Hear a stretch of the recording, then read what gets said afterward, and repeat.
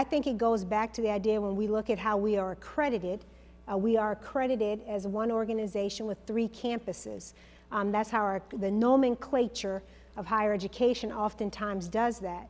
However, there's lots of conversations about what do we call our spaces that are, as she's describing, WDC. We have a provost for this group of programs that are both at Wheaton and Gaithersburg and other places around, including, as you know, the correctional facilities. So making sure that we acknowledge and own that. And also, I think, to be quite frank, if I'm just going to go in the way I've been going in of late, it's about our own academic elitism. So we associate a campus with this idea that you have this delivery of services, these types of programs, it looks this way, you have parking this way, you do this, that. So we have this idea and construct in our head of what it looks like.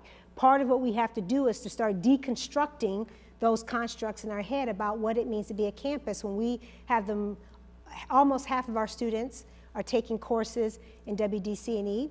When we have a significant amount of investment in our communities in such ways to bring students into that, we got to check ourselves. And then there's a whole, I'll even throw a third one out, another one out here. As we start to look at our online programs, you know, now we have 4 or 5 degrees online. How many? 5 degrees completely online. Does that start to beg the concept of another campus? The idea, the notion of campus, right? So it's something that we have to start thinking about as an organization.